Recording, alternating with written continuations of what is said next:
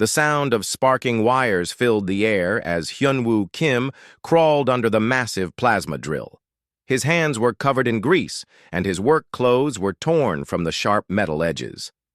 The mining equipment on planet Talos 7 always seemed to break down at the worst times. "Just my luck," he said to himself, wiping sweat from his face. The air on this planet was thin and made breathing hard. Even with the atmosphere processors running, the air still tasted like metal and chemicals. Hyunwoo had been working alone in Sector 9 for 3 days now. The other miners avoided this area because it was too dangerous. The ground shook often from underground earthquakes, and acid storms could appear without warning. But someone had to fix the machines, and Hyunwoo was the best mechanic the Talos mining company had. He was 34 years old and had been fixing things since he was a child. His parents moved from Korea to Canada when he was young, but he never lost his love for taking things apart and putting them back together. Now he was millions of miles from Earth, keeping human machines running on an alien world. The plasma drill made a loud grinding noise and stopped working completely. Hyunwoo sighed and pulled out his scanner to check what was wrong. The screen showed normal readings for the drill, but something else caught his attention. There was a strange energy signal coming from somewhere nearby. The scanner showed massive bioelectric activity about 2 miles to the north. Hyunwoo had never seen readings like this before. Whatever was making this signal was huge and very much alive. All the animals they had found on Talos 7 were small creatures that hid underground. This was something completely different. Company. Rules said he should report unusual findings and wait for a science team. But the nearest company base was 3 days away, and the signal was getting weaker. If this was something important, it might be gone by the time help arrived. Hyunwoo packed his tools and emergency supplies into his repair vehicle. The small hover truck could handle rough ground and had enough power to make the trip. He left a message beacon at the drill site so the company would know where he went if something happened to him. The journey north took him through rocky hills, covered in strange purple plants. The sky was always gray on Talos 7, with thick clouds that never seemed to clear. In the distance, he could see the acid storms that made this planet so dangerous. They looked like green walls of rain that could eat through metal. As he got closer to the signal source, his scanner started picking up more details. The bioelectric readings were unlike anything in the company database. They showed patterns that seemed almost intelligent, like a heartbeat, but much more complex. The signal led him to an area where the ground was covered in crystal formations. These crystals grew naturally on Talos 7 and came in many colors. Some were as tall as trees and glowed with their own light. Between the crystals, Hyunwoo could see the entrance to a cave system. He parked his vehicle and grabbed his portable scanner and emergency kit. The cave entrance was large enough for his truck to drive through, but something told him he should go on foot. The bioelectric readings were much stronger here, and his hands were shaking slightly as he turned on his flashlight. The cave was beautiful in a way that took his breath away. The walls were covered in crystals that reflected his light in rainbow patterns. The air inside was warmer and easier to breathe than outside. As he walked deeper, he could hear something that sounded almost like music, a low humming that seemed to come from the crystals themselves. Then he saw her. The creature was the most amazing thing Hyunwoo had ever seen. She was enormous, at least 30 meters long, with scales that changed color like oil on water. Her eyes were larger than his head and glowed with intelligence. Wings were folded against her sides, and her long neck curved gracefully as she turned to look at him. Hyunwoo knew he was looking at a dragon. For a moment, neither of them moved. Hyunwoo's mind was racing. Dragons were supposed to be myths, stories from old Earth cultures. But here was one, real and alive, watching him with eyes that held more intelligence than most humans he knew. Then something impossible happened. Words appeared in his mind, not spoken but somehow placed there directly. "Human," the voice said, and it sounded tired and desperate. "I need your help." Hyunwoo almost ran. Every instinct told him to get away from this massive creature that could probably kill him with one swipe of her claws. But something in that mental voice stopped him. It was the same tone his mother used when she was really worried about something. "My name is Velthara," the dragon continued. "I am the last of my kind on this world, and my children are dying." The dragon's massive head lowered closer to him, and Hyunwoo could see pain in those glowing eyes. She was desperate, and somehow she thought he could help her. "Your young machines shake the ground," Velthara explained. "The cave where my hatchlings sleep has collapsed. They have fallen into the deep waters below, and I am too large to reach them. The water burns them slowly, and they will die if someone does not help them soon." Hyunwoo understood now. The mining operations had caused an earthquake that trapped the dragon's babies underground. The deep waters, she mentioned, were probably the underground river system that flowed beneath this area. Those rivers were full of chemicals that would be deadly to most life forms. "Why are you asking me?" Hyunwoo asked, surprised that he could somehow think back to her. "Because," Velthara said, "you are the first of your kind to come here without weapons, without fear in your heart. I can sense your nature, human. You fix broken things. My children are broken and I cannot fix them." The dragon's words hit him hard. He thought about his sister so young, who had drowned in a river back on Earth when they were children. He had always blamed himself for not being able to save her. Maybe this was his chance to save someone else's family. "How long do they have?" he asked. "Perhaps 8 of your hours before the burning water takes them completely." Hyunwoo looked at this ancient, powerful creature who was asking for his help. He was just a mechanic with some tools and a repair truck. But sometimes, fixing broken things meant saving lives. "Show me where they are," he said. Velthara led Hyunwoo deeper into the crystal cave system. Her massive form moved with surprising grace between the glowing formations. As they walked, she shared images directly into his mind, showing him what had happened to her children. Hatchlings were young dragons, each about the size of a large dog. They had been sleeping in a warm chamber deep in the cave when the mining explosions caused the floor to collapse. All 3 had fallen into the underground river system that ran beneath the crystals. "The water is not like your clean earth water," Velthara explained as they reached a large opening in the cave floor. "It carries the poison of deep rocks and will eat through most things your people make." Hyunwoo looked down into the hole and felt his stomach drop. His flashlight beam disappeared into darkness, and he could hear the sound of rushing water far below. The opening was maybe 3 meters wide, too narrow for Velthara to fit through, but just wide enough for a human. He pulled out his scanner and pointed it into the opening. The readings made him shake his head in disbelief. The water was highly acidic and moved fast through a network of tunnels. Worse, his scanner showed that some of the tunnels were completely flooded while others still had air pockets. "Your children could be anywhere in this system," Hyunwoo said, "and this water would dissolve my equipment in minutes." "I know where they are," Velthara said. Her eyes glowed brighter as she concentrated. "We dragons can sense each other across great distances. Kioval is in the eastern tunnel, trapped in an airspace. Nixara has found safety in the northern passage. Zekaron is deepest, in the southern flow where the water is worst." Hyunwoo sat down on a crystal formation and tried to think. This was impossible. He was a mechanic, not a rescue diver. He had never worked underwater, and certainly not in acid that could kill him. But the image of those young dragons drowning made him think of so young again. His sister had been 7 years old when she fell through ice into a frozen river. Hyunwoo was only 10 and too small to pull her out. By the time adults arrived, it was too late.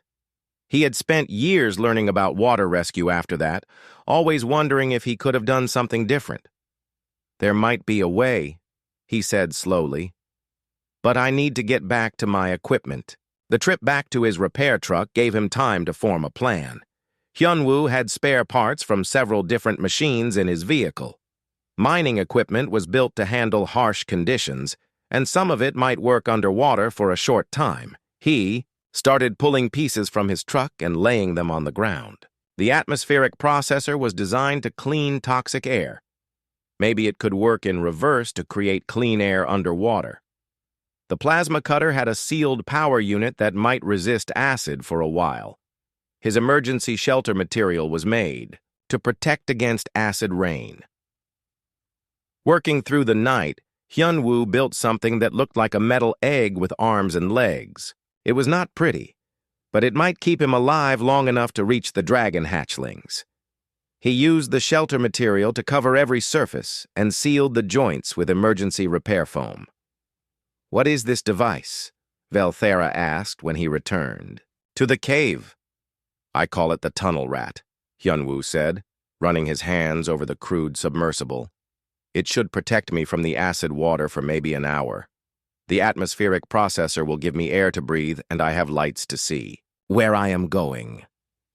Velthara looked at the small craft with something that might have been respect. "You would risk your life for children you have never seen?" "My sister drowned when I was young," Hyunwoo explained. "I could not save her, but maybe I can save your children." The dragon was quiet for a long moment. Then she lowered her great head until she was looking directly into his eyes. "My people have watched your kind since you came to the stars," she said. "Most species we have met think only of what they can take or destroy. You are the first I have seen who thinks of what they can give." Hyunwoo felt embarrassed by her words. "I am just a mechanic trying to fix something that is broken." "Yes," Velthara agreed. "That is exactly what you are." As dawn light filtered into the cave, Hyunwoo made final checks on his equipment. The tunnel rat had enough power for maybe 90 minutes underwater. His scanner was sealed inside and connected to the navigation system. Emergency oxygen tanks would give him extra air if the processor failed. "I will guide you to my children," Velthara said. "Our minds are connected now. You will be able to sense where they are, and I will be able to see what you see." Hyunwoo had not realized they were mentally linked, but he could feel it now. A warm presence in the back of his mind that felt protective and ancient. It was strange, but not unpleasant. "Which one first?" he asked. "Kyoval is closest and in the most danger. He is the smallest and will not last as long as the others." Hyunwoo climbed into his makeshift submersible and sealed the hatch. Inside, it was cramped and hot, with barely enough room to move his arms. Lights showed him his air supply, power levels, and the acid resistance of his hull. Everything was in the green zone, but he knew that would not last long. "Testing communication," he said aloud. "I hear you clearly," Velthara's voice replied, in his mind. "Your courage honors the memory of your sister."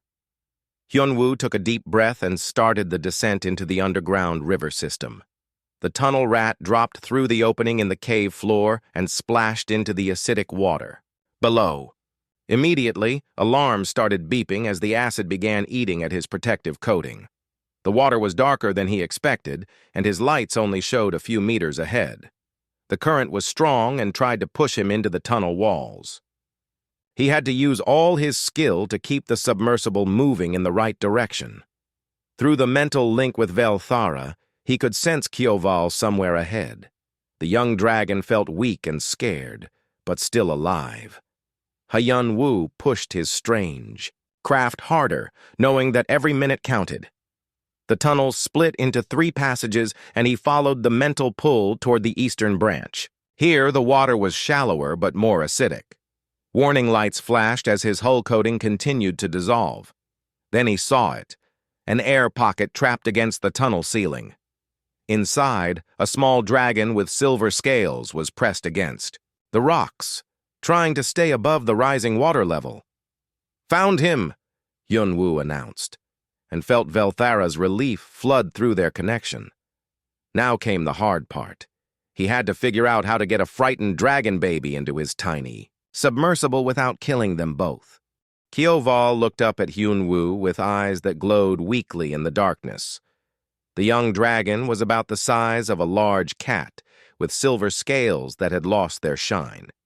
He was breathing hard and shaking from cold and fear. Hyunwoo carefully positioned the tunnel rat near the air pocket. The acidic water was rising slowly but steadily. In maybe 30 minutes, this small safe space would be completely flooded.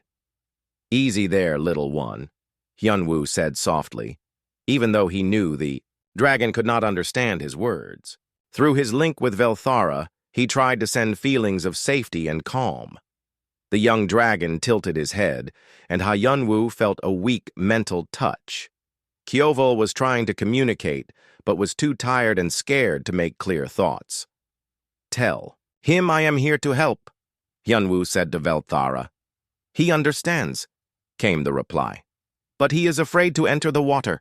Dragon hatchlings cannot swim well, and this water burns his skin." Hyunwoo looked at his submersible. There was no way to fit the dragon inside with him, but maybe he could create a safe space for Kyoval to ride outside the craft. Working quickly, he opened the emergency supply compartment and pulled out a rescue bubble, a small inflatable shelter designed for miners trapped underground. The bubble was made of the same acid-resistant material as his hull coating. Using the craft's mechanical arms, he inflated the bubble and attached it to the top of the tunnel rat. Then he filled it with clean air from his atmospheric processor. It looked strange, but it might work. "Kyoval needs to get into this bubble," Hyunwoo explained to Velthara. "It will protect him from the acid water while I carry him to safety." The young dragon understood and carefully climbed into the inflated shelter. As soon as he was inside, Hyunwoo sealed it and started moving toward safer ground. The tunnel system was confusing, with passages going in all directions, but Velthara guided him through their mental link. They found a large air-filled chamber about half a mile from where Kyoval had been trapped. The water here was shallow and less acidic. Hyunwoo carefully released the young dragon onto a dry rock ledge. "One down, 2 to go," he said, but his relief was mixed with worry. The acid had eaten through more of his hull coating than expected. The tunnel rat might not last long enough to rescue the other 2 hatchlings. "Nixara is in the northern passage," Velthara told him. "She is stronger than Kyoval and has found better shelter, but the way to reach her is more dangerous. The northern tunnel was deeper and had stronger currents." As Hyunwoo navigated through the underwater maze, his craft was pushed and thrown by the rushing water. Warning alarms screamed as the acid finally ate through his hull coating in several places. Water began dripping into the passenger compartment. Hyunwoo quickly sealed the leaks with emergency patches, but he knew these would not last long. The atmospheric processor was working overtime to remove acid vapors from the air inside. He found Nixara trapped behind a wall of fallen rocks. The young dragon was larger than her brother, with dark blue scales and bright golden eyes. She was in a good air pocket, but the rockfall blocked the only way out. "The rocks are too heavy to move by hand," Hyunwoo said, studying the blockage through his cameras. "I will have to use the plasma cutter." Using explosives underwater was extremely dangerous, especially in an enclosed space. But Hyunwoo had experience with controlled demolitions from his mining work. He carefully positioned small charges to blast away just enough rock to create an opening. The explosion was louder than expected and shook the entire tunnel system. For a moment, Hyunwoo thought he had caused a cave-in, but when the dust settled, there was a gap just wide enough for Nixara to swim through. The young dragon did not need a rescue bubble. She was stronger than her brother and could hold her breath long enough to follow the tunnel rat to safety. Together, they swam through the dark tunnels to the same chamber where Kyoval was waiting. "2 down," Hyunwoo said, but he was running out of time. The acid had eaten through most of his protective coating, and water was leaking into the craft in several places. His power supply was down to 30%, and the atmospheric processor was making strange noises. "Zekron is the deepest," Velthara warned him. "The water there is the most dangerous, and the currents are very strong. Perhaps you should return now and we can try to reach him another way." But Hyunwoo knew there was no other way. By the time they could organize another rescue mission, the youngest dragon would be dead. He had come this far, and he was not going to give up now. "Tell me how to find him," he said. The southern passage was like swimming through a nightmare. The water was so acidic that it glowed with a sickly green light. The current was so strong that Hyunwoo had to use full power just to move forward. His hull was dissolving faster now, and acid was dripping steadily into the passenger compartment. The atmospheric processor finally gave up with a grinding noise and a shower of sparks. Hyunwoo switched to emergency oxygen tanks, but he knew they would not last long. He had maybe 20 minutes of air left. Through the murky water, he could see Zekron in a small air pocket near the tunnel floor. The youngest dragon was barely moving, his red scales dim and his eyes closed. He looked like he might already be dead. "Is he still alive?" Hyunwoo asked. "Barely," Velthara replied, and he could feel her pain through their mental connection. "He is the youngest and smallest. The acid fumes have made him very sick." Hyunwoo brought the tunnel rat as close as possible to the air pocket, but when he tried to reach Zekron with the mechanical arms, he realized the opening was too narrow. The young dragon was trapped in a space that only a human could enter. Looking at his dissolving craft and failing life support, Hyunwoo made a decision that he knew was probably suicide. He put on his emergency diving mask and prepared to leave the safety of the submersible. "What are you doing?" Velthara asked, sensing his intentions. "The only thing I can do," Hyunwoo replied. He sealed his tools and emergency air supply in a waterproof bag and opened the hatch. The acidic water hit him like liquid fire. Even through his protective suit, he could feel it starting to burn his skin. The current tried to sweep him away, but he grabbed onto the rocks and pulled himself toward Zekron. The young dragon opened his eyes as Hyunwoo reached him. Even dying, there was something beautiful about the small creature. His scales were the color of rubies, and his eyes held the same intelligence that Hyunwoo had seen in Velthara. Working as fast as possible, Hyunwoo attached his emergency air supply to a mask he had modified for the dragon's different face shape. Zekron breathed deeply of the clean air and seemed to grow stronger. But getting back to the submersible was going to be much harder than reaching the dragon. The current was too strong, and Hyunwoo's strength was fading as the acid ate through his protective suit. That was when he felt something new through his connection with Velthara. She was somehow lending him her strength, sharing her ancient power with him across the miles of rock and water that separated them. With the Dragon Mother's help flowing through him, Hyunwoo managed to carry Zekron back to the tunnel rat. But, as he sealed the hatch, he realized his craft was dying. The hull was more whole than metal now, and the power system was failing. They had to reach the surface fast, or they would all die together in the dark water below. The tunnel rat was falling apart around them as Hyunwoo tried to navigate back to the chamber where the other two dragons waited. Water poured through holes in the hull, and the lights flickered as the power system died. In his arms, Zekron breathed weakly through the makeshift oxygen mask. "The tunnel is collapsing behind you," Velthara warned through their mental link. "The explosions have made the rock unstable. You must hurry." Hyunwoo could hear the grinding sound of falling stones mixing with the rush of water. His scanner was dead, so he had to navigate by memory and the faint mental pull from Velthara. The acidic water had eaten through his diving suit in several places, and his skin burned where it touched the liquid. When they reached the chamber, Kyoval and Nixara were huddled together on the rock ledge, scared by the noise of the collapsing tunnels. The water level had risen since Hyun-woo left them, and their safe space was getting smaller. "We need to get out of here now," Hyun-woo said, but as he spoke, the tunnel rat's hull finally gave way completely. The little craft broke apart, sending pieces of metal spinning through the water. Hyun-woo found himself floating in the acidic river with 3 young dragons and no way to reach the surface. His emergency air supply had maybe 5 minutes left, and the current was pushing them all toward the collapsing tunnels. "I cannot reach you," Velthara said, and for the first time, Hyun-woo heard fear in the Dragon Mother's mental voice. "The passages are too narrow for me, and the cave system is failing." But Hyun-woo was not ready to give up. He looked around the chamber and saw something that gave him hope. The crystal formations that covered the walls were hollow, and they seemed to contain pockets of clean air.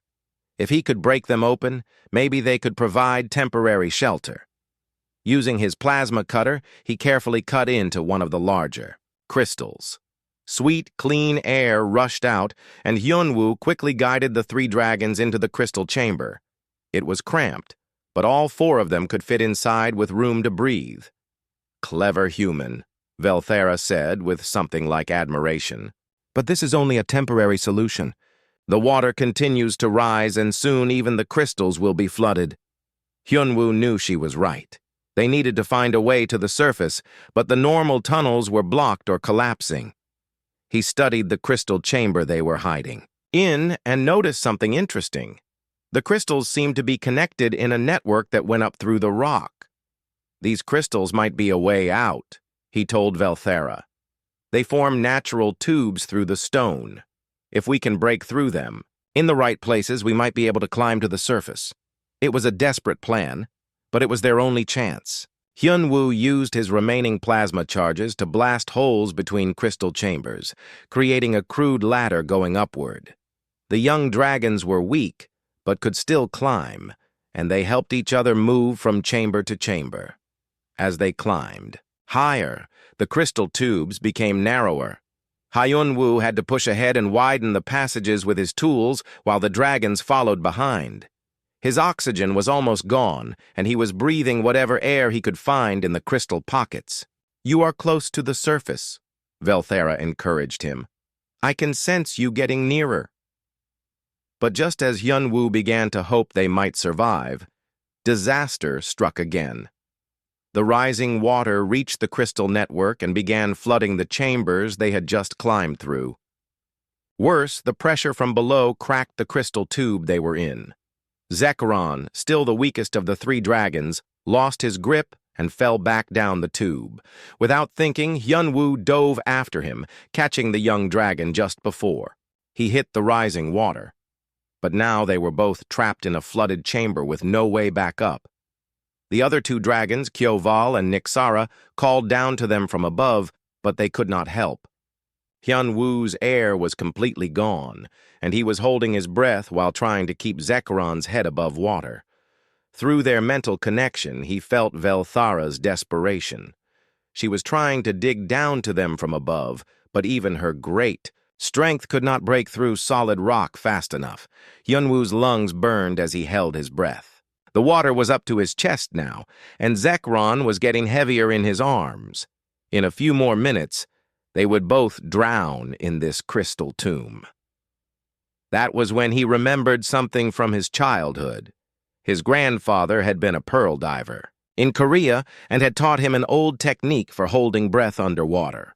It required perfect calm and complete trust in the water. Closing his eyes, Hyun-woo slowed his heartbeat and relaxed his body. He let himself sink deeper into the flooded chamber while still holding Zekron above the surface.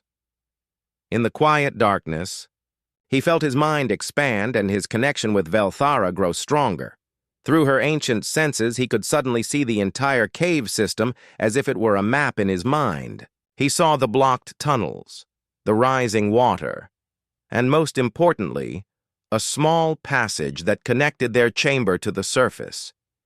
It was too narrow for the dragons to use, but a human might be able to squeeze through. "There is a way," he told Velthara with his last conscious thought. A crack in the rocks leads to the main cave, but I cannot carry all 3 dragons through it. Then save yourself, Velthera replied. You have done more than anyone could ask. But Hyunwoo knew he could not leave the dragons to die. His sister had drowned because no one was there to save her. These young creatures would not die the same way, not while he still breathed. Instead of taking the escape route for himself, Hyunwoo used his final strength to push Zekron up toward his siblings. Then he placed his last plasma charge at the base of the crystal chamber and triggered it. The explosion shattered the crystal formation and sent a rush of water upward, carrying all 3 young dragons toward the surface like a geyser. At the same time, it brought down tons of rock, sealing the passage and trapping Hyunwoo in the flooded chamber below. As the dark water closed over his head, Hyunwoo felt strangely peaceful. He had kept his promise to save the dragons, just as he had always wished he could have saved his sister. His last thought was that maybe, sometimes, broken things could be fixed after all. But Velthara was not ready to let him die. Drawing on power that dragons had not used for thousands of years, she reached out through their mental link and touched something deep inside Hyunwoo's mind. Ancient dragon magic flowed into his drowning body, sharing her life force with his. Far above, the 3 young dragons broke the surface of the underground lake in Velthara's main chamber, gasping and alive. And deep below, Hyunwoo's eyes opened in the dark water as dragon power filled his lungs with the ability to breathe liquid, like air. Together, the human and the dragon mother began the long journey back to the light. Hyunwoo opened his eyes to find himself lying on warm crystal formations in Velthara's main chamber. His clothes were dry, and his burned skin had healed completely. For a moment, he wondered if the entire rescue had been a dream. Then he saw the 3 young dragons sleeping peacefully nearby, their scales bright and healthy again. Kioval's silver scales gleamed, Nixara's blue hide had regained its shimmer, and little Zekron's red coloring was as vibrant as rubies. They were alive and safe. How long have I been unconscious?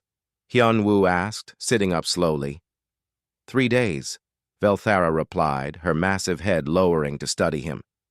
You were closer to death than life when I pulled you from the deep waters. I had to use very old magic to save you. Hyunwoo looked at his hands. They should have been burned and scarred from the acid water, but his skin was perfect. He felt stronger than before, as if something had changed inside him during the healing process. What kind of magic? He asked. Velthara's eyes glowed brighter. The kind that creates permanent bonds between souls.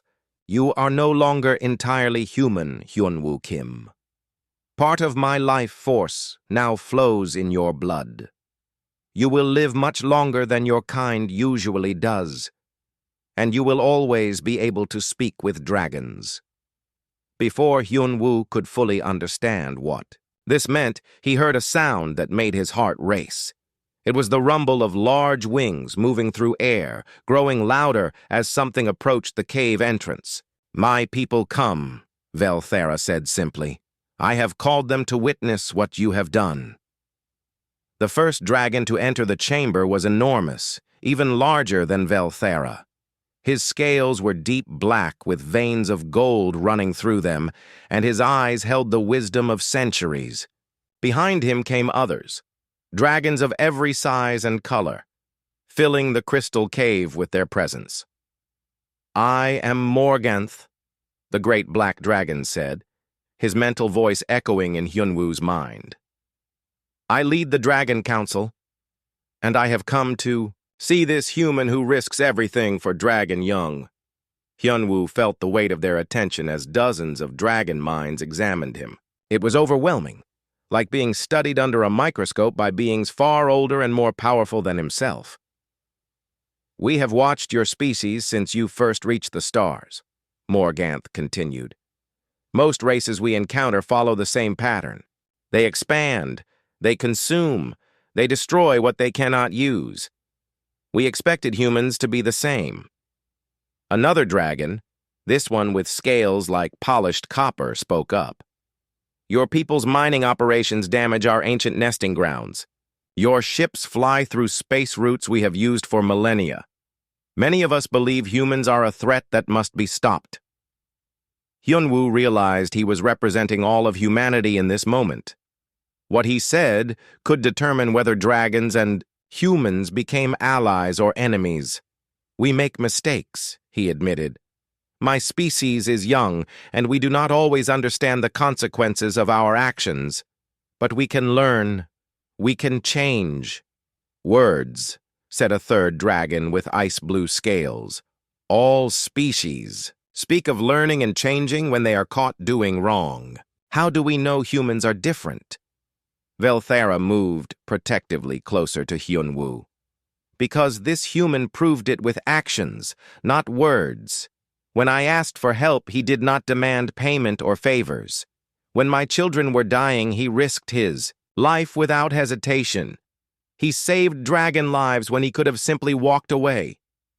One human does not represent all humans, Morganth pointed out, but his tone was less hostile than before. Then let me tell you what I learned about humans. By watching this one, Velthara said. Hyunwoo lost his sister to drowning many years ago. He could have let that tragedy make him afraid of water, afraid of trying to save others. Instead, it made him determined to never let anyone else die the way she did. She shared the memory. Through their mental link, and Hyunwoo felt all the dragons experience his childhood pain and his choice to become someone who fixed broken things instead of someone who gave up. I have seen his mind, Velthara continued.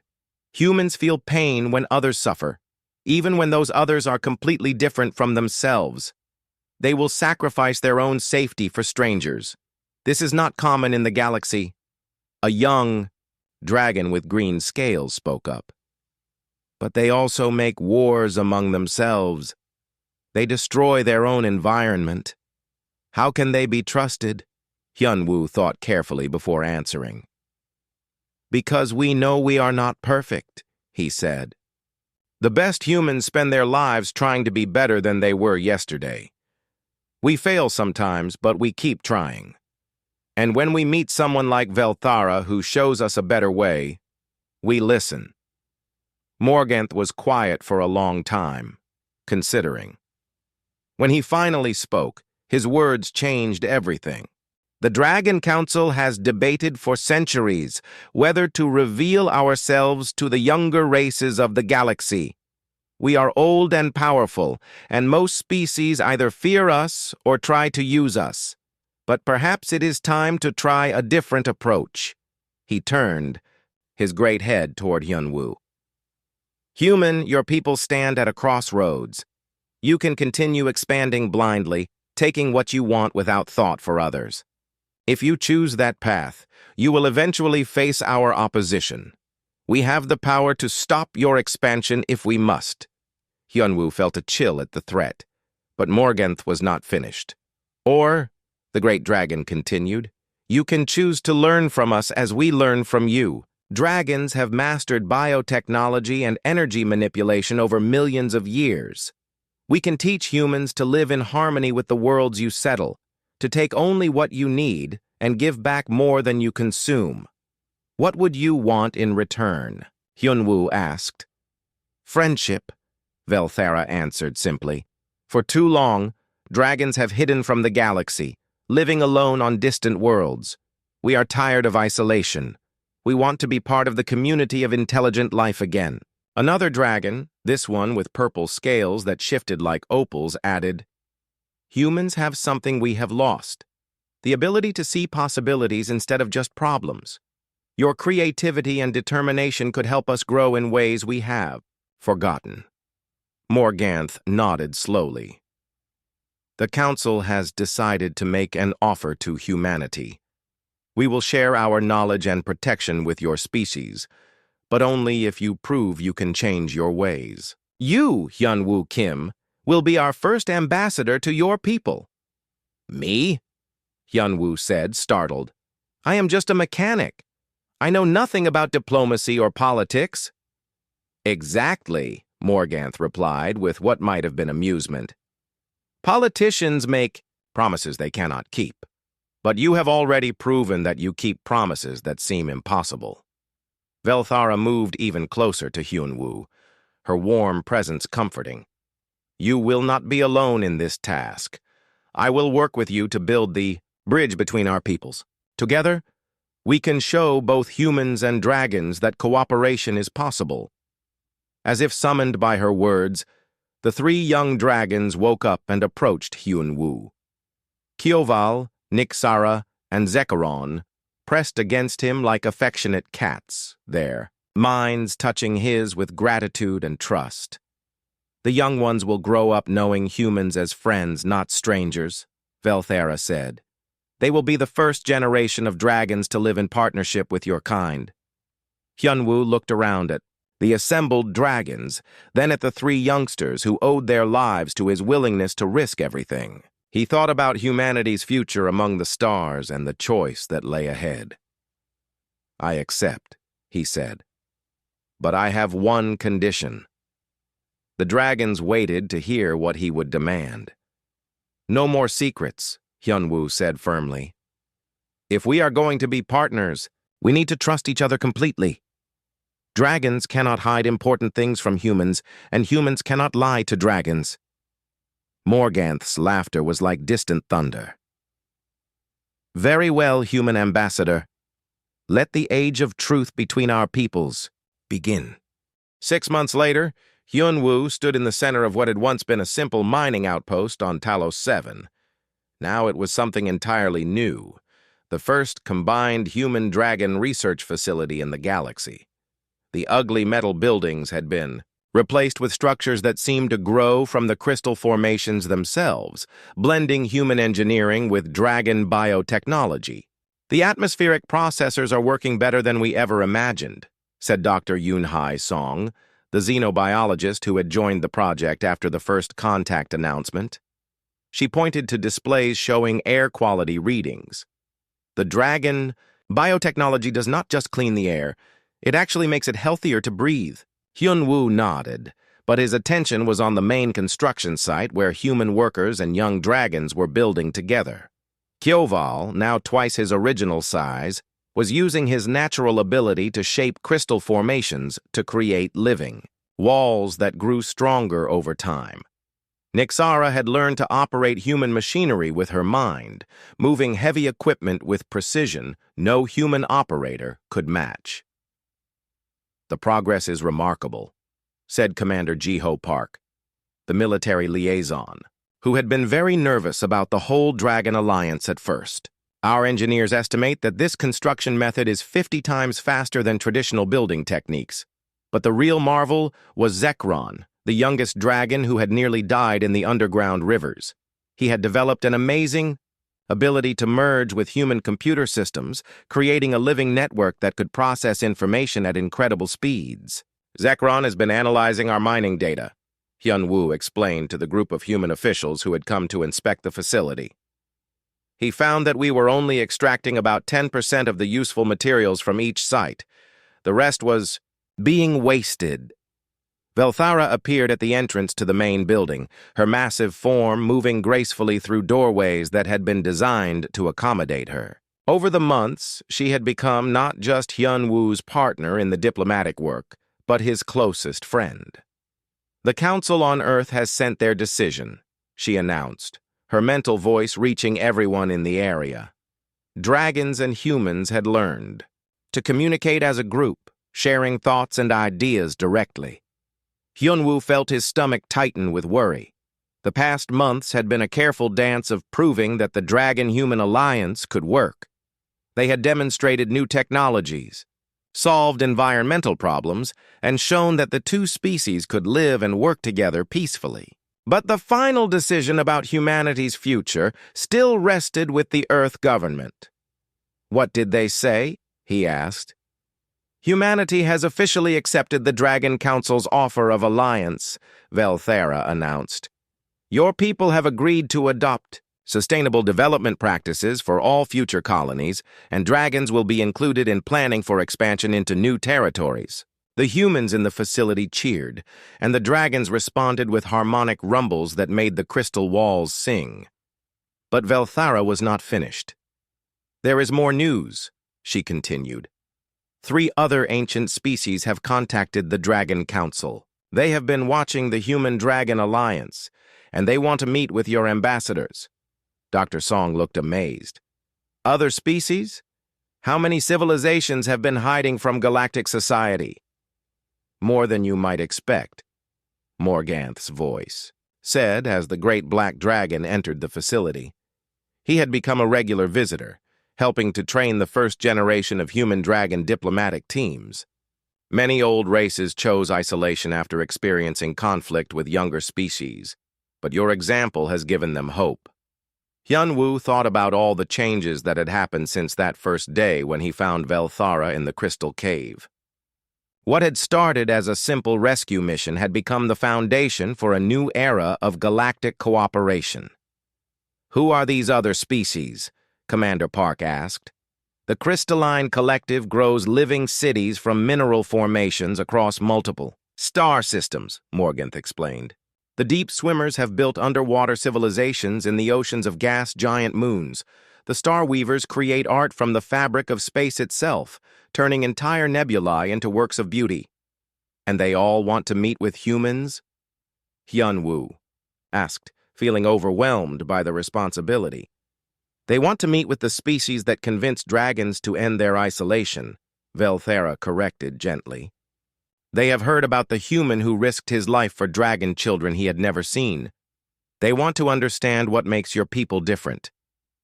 Zekron, who had been quietly processing data through the facility's computer network, suddenly spoke up. "I have been analyzing communication patterns from across the galaxy," the young dragon said. "Since news of our alliance spread, conflicts between species have decreased by 37%. Other races are trying to solve disputes through cooperation instead of force. We are changing the galaxy just by being friends," Nixara added, her blue scales shimmering with excitement. Kyoval, always the most thoughtful of the 3 young dragons, raised a question that made everyone pause. "But what happens when we meet species that do not want to be friends? Not everyone will be as wise as humans and dragons." It was a good point, and one that Hyunwoo had been thinking about.